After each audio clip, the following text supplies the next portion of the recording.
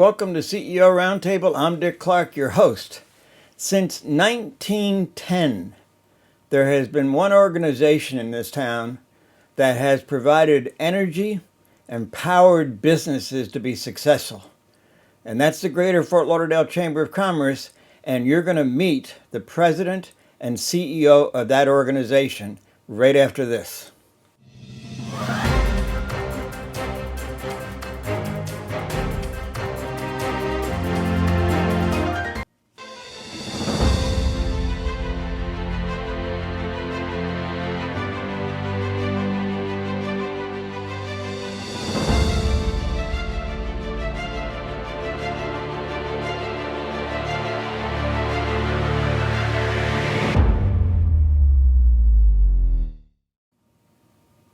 Well, it's a special privilege for me to invite a man who really makes a difference in this community and has led this organization for many years very successfully. Dan Lindblade, welcome. We're pleased you're here, and thank you for taking the time to join us this afternoon. Well, Dick, it's indeed a pleasure. Thank you for asking me. One of the things that people may not know, I'm sure everybody in town knows who you are, but they may not know much about your background. And the difference that you've made here is really as a result of some very powerful positions you've had before joining our chamber some years back. So tell us a little bit about your background. Well, thanks, Dick, again. I really honed my craft at the University of Wisconsin-Madison, where I was a journalism graduate and editor of our college newspaper. I thought I was going to be the next great investigative journalist, and that didn't work out. I found out that while you're in college, it's a lot of fun, very idealistic. And once you get out into the real world, all my story ideas were given to the senior reporters. So I talked to my colleague from the Associated Press that said, Cheryl, this isn't what it's all cracked up to be. I got to find something else. And she said, the realtors are looking for a vice president of communications. You'd be good at that. So I went over to the Realtor Association, Wisconsin Realtors Association, applied for the job, and that started my association management career. It was 20 years traveling all over the country, working for realtor associations. Went from Madison to Orlando, Orlando to Albuquerque, Albuquerque to Fort Lauderdale, and then up to Lexington, Kentucky to run the state association for the Commonwealth. And then after that, came down here to South Florida. And there are three letters after your name that don't come easy, and there's a lot of work and experience that earns you those three letters. What do they stand for, and how do you get it? Well, my mom says it stands for that I'm certifiable, but it's actually a certified association executive. It's a designation from the American Society of Executives. I tell people it's kind of like being a CPA. So you have to sit for exam. When I took it in a garage in Santa Fe, my proctor had a 2-hour written exam, and then I had to do oral examination. They don't do that anymore. It's multiple choice, and I don't think it's as rigorous as it was when I took it, but nonetheless, you have continuing education you have to sit for as well. Now, you've been with our chamber now for how many years? 14.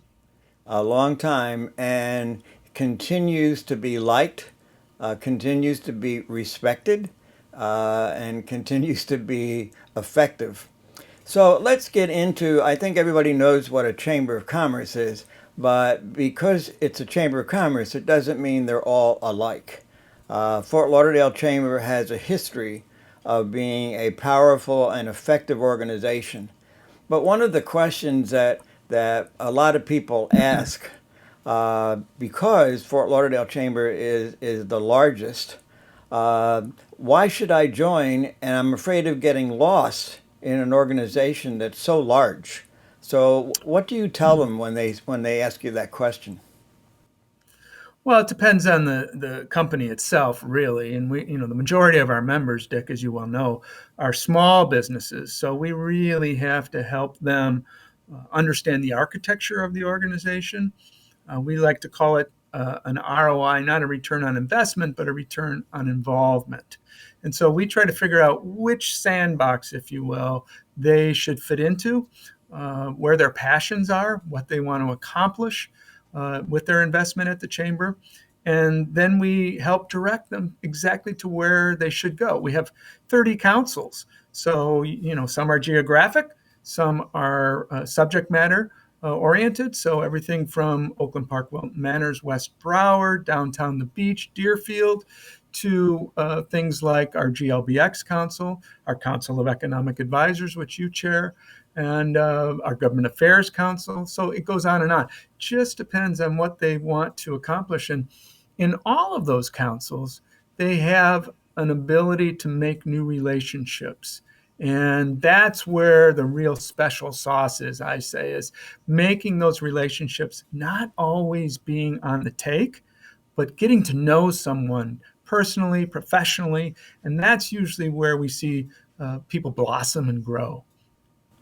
There's one thing that I've noticed, and I've been a longtime member of the chamber, is that there is a almost immediate acceptance of someone who just joins the chamber. I think everybody realizes that there was a day that they first joined and it looked like a large organization, but you very quickly get accepted and very quickly get involved, and then you start making friends. And as you say, it's all about networking. Uh, Probably people would like to hear a story, and probably we'd be here all day if we went into stories, but stories about some people who have joined the chamber.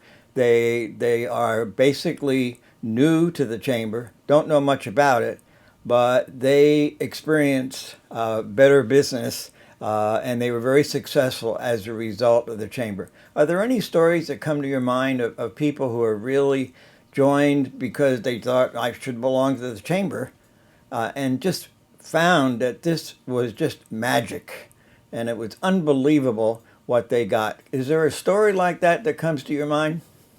There are many, Dick. But the one that I most often use is the story of a small entrepreneur who moved down from Chicago, Illinois. And he decided to join the chamber, sold his business up there, moved back down here, and came in first day, joined the chamber, went back home, and waited for the phone to ring. And guess what? It didn't ring. So we met with him and we talked to him and we said, well, here's what you need to do. You need to immerse yourself into certain segments of the chamber, put a budget together of how much you want to spend, because some of the programming is fee for service. We do nearly 200 programs a year. And lo and behold, he did invest in his involvement and worked his way up, did become chair of the chamber. But now he likes to say that over 80% of his business has been derived through the chamber organization, through referrals and through just meeting people one on one. And I think that's so important, because a lot of people think that if they join the chamber, they can sit back and wait for the referrals. And what you do is to put people in the right place so they can network with the right people. One of the things that you do, I think, extremely well is when someone joins, there's an orientation that takes place to help them figure out how to navigate the organization, decide where they want to be, and who they need to be networking with. Can you talk a little bit about the orientation when someone first joins the chamber? Sure. So we do it the second Friday of every month. Even if you didn't join the chamber, you can come and listen to orientation. It's No. at 8 o'clock, second Friday of every month here at the chamber, 512 Northeast 3rd Avenue. We'll open our doors. You can come in. Even during COVID right now, we have been having in-person orientation. But really, I talk to folks when they come in at the general membership level, and I'll talk about trustee in a second. But at the general membership level, I talk to them about creating a business plan for their involvement in the chamber. So that's taking our calendar of events every month, dictating which programs they're going to go to, get involved in a council, get involved in a leads group, and then budget how much you're going to use. Make sure all your information is correct. online because we're so digital right now that everybody needs to know what your digital footprint looks like. And then we'll help them develop that based on what they want to achieve as an outcome. And most folks, they know how to write a business plan, but some, you'd be surprised, some folks don't know how to write a business plan. So we help them with that. At Trustee now, that's a little different. Now we custom design. Trustees are premium level membership. We got about 142 units, businesses in that. Wow. And yeah, they meet once a month with the board of directors for lunch. And then they also have a cocktail reception once a month as well. And we write, custom design a relationship plan for them. And then that relationship plan is measured. It tells them what we expect them to do. And it also tells them what we're going to do for them. And then that could be introductions. It could be placing them in places where they're going to achieve what their outcomes will be. And then we measure that quarterly and make adjustments as we move along. One of the things I've heard you say many times that if you're not there, your competition is there. And that's why it's so important that you have visibility. I have two questions. I'll give you them both at the same time. One, is there a limit to how many councils or organizations within the chamber that you can belong to? And you did mention earlier in the show that there are several geographical areas of the chamber. So are you limited only if you lived in the western part of the county only to that group, or can you work? So the two questions are, is there a limit to how I can get involved, and is there a limit to how many of the branches or the councils that I can be in? So the quick answer is there's no limit to how many you can be involved. We're open architecture. We used to have a pecking order that you would go through, and to get in a council, you'd have to be in a waiting list and whatnot. And we decided strategically that as chambers have evolved over time, we can't just block people. So we have to be inclusive as opposed to exclusive. So you can join as many as you want. I don't recommend that because of a time element. You have your own business to run. But the geographic ones, you may want to join one of those, and then one subject matter one as well. And definitely, if you're a small business, we always recommend a leads group. One of the things that the chamber does well is not only do you provide the opportunity for businesses to grow and network, but you're also involved in public policy. And the smaller business in particular, they don't have time, nor do they have necessarily the resources to research some of these issues. But this chamber is extraordinarily well at their process of evaluating public policy issues. And I know that you've got a Washington summit coming up, but how does the chamber get involved in those issues that are business issues that go through government that we're going to be lobbying for or helping support? Yeah, that's my passion. So I take front and center on that. I learned a long time ago at the Realtor Association that if you're not at the table, you're on the table, as the saying goes. And there's so many decisions that are made by government that impact our economy that we just have to be part of the decision-making process. And in some cases, we bring the item to government. Whether it's dredging at Port Everglades, the deepening and widening of Port Everglades. We were front and center on that in Washington, D.C., as we got what we call a New Start designation for Port Everglades. It's taken about 25 years for us to get to this point in Wow. just deepening and widening, and we're talking 133 net new jobs statewide for that project once it's completed. Those are the types of things, transportation issues, education issues, everything that you can think of that a government has its fingers in, all that pie, fingers in the pie, that's what we need to be involved with from a business perspective. Now there's a process where these issues are provided or asked for, and but it just doesn't go from one person to the board. But there's a very thorough process of evaluating any issue that the chamber decides to take a position on. Can you just, I think it's important for people to know that when the chamber takes a position on a subject, it's not just something that came up at a board meeting and boom, we're in favor or opposed to that. Can you go through that process? I think it's important for people to know. Yeah, our Government Affairs Council really is the vetting source for all our public policy decisions. And they've divided up into subcommittees on transportation, on education, on environment, on legal. And they really dig deep and go way down into the subject matter. I'm trying to think of a recent issue that we brought forward. Well, we brought about 7 issues forward for Washington Summit, which we can talk about in a little bit. But those issues then are reviewed for their economic advantage. In some cases, we won't take a policy position on it because it just doesn't make sense. Like a land use issue, there's one in Fort Lauderdale right now that we have not taken a position on, using public land for private enterprise. Normally, when some of these construction projects come through, we don't take positions on those. But we have another one that's coming through, which is traversing the New River. Are we going to build a bridge or are we going to build a tunnel? So we're debating that issue right now, and I don't know if it will make it to the board level for a decision, but that process is going through where we review everything from the economics of it to the land use of it to the total jobs of it, and make sure that it makes sense for our region.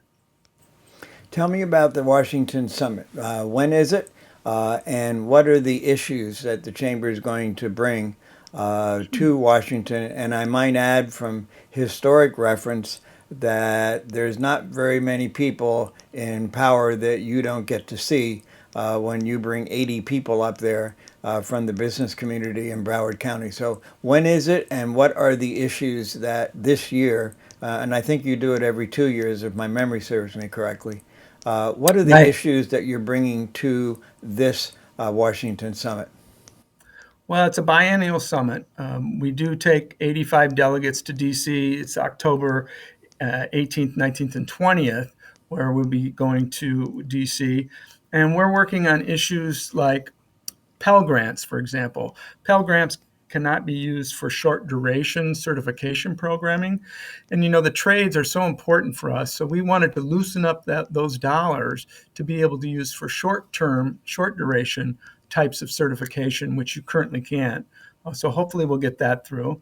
We're also working on things like the extension of the flood control system in South Florida. The Central Florida flood control system is over 50 years old. It's in dire need of restudy and in retrofitting because that's our protection. That's our first line of offense and defense for our water systems.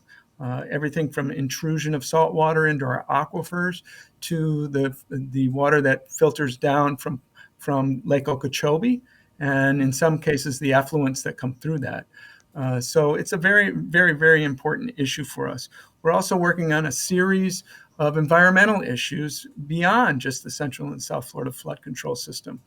Things like green hydrogen credits to develop new forms of energy and to incentivize business so that they can create those, because we have to stop our reliance on carbon fuel products. So those are just a few. We have about 7 or 8 that we're bringing up there. And these are short-term and long-term issues. We are almost done, but we can't leave. One of my objectives for this show is how important the chamber is. There are people who have been a member of the chamber and dropped out and then kind of reconsidered it and came back on again. But I would really urge everyone, every business, large or small, to take advantage of the chamber. And if it didn't work out for you the last time, it's probably because, as Dan talked about before, you have to have a plan. It's just like getting a new software program. If you don't know how to work it, it's not going to do you much, not going to bring much value to your business. But so if somebody wants to join the chamber, what's the process that they use in order to talk to somebody about joining? And I hope that we'll get a number of people watching to hear you and to see what's going on in this organization, that they will contact the chamber and join. But how does one join the chamber? It seems like an obvious question, but still, I think it's worth answering. Well, I mean, it's as easy as going to www.ftlchamber.com, sign up. So you don't have to write in sign up. You look for the icon that says sign up, and you can sign up online for any type of membership. But talking to our team here, Jenny DeBorgia, our senior sales executive, she is definitely the person to talk to. But anybody, you can call me. I pick up the phone if I'm not on it, which I'm on it a lot. But we'll walk you through everything. We'll help develop your business plan so you're successful. But normally, people who drop out of the chamber drop out for a couple of reasons, and it's typically they haven't invested time, so it's like joining a gym and not going, or their company went out of business, and those are the two biggest reasons that people don't renew. Well, Dan, you and I could talk about the chamber forever, and I really appreciate your taking the time this afternoon to share about your background, which probably a lot of people do not know, which is very impressive, and also how complex and how important and how relevant this organization is. So, Dan, thank you so much for joining us, and we'll look forward to keep hearing from you on these issues. So thank you for being here today. It's my pleasure, Dick. I can't tell you how passionate I am about this organization and the way it's organized, how effective it is, and you'll meet some of the finest people, and they'll be friends for years, for years. And in my experience with this chamber, I've had friends that I've met 20 years ago that I still talk to, and I still am on the board. And I value this organization tremendously. And if you're not a member, you need to be. Thank you for joining us this afternoon. And remember, the Greater Fort Lauderdale Chamber of Commerce. Call and join today. You have a great afternoon. We're on every Tuesday afternoon at 4. Make sure you don't miss it. Thank you for joining us. Have a great afternoon.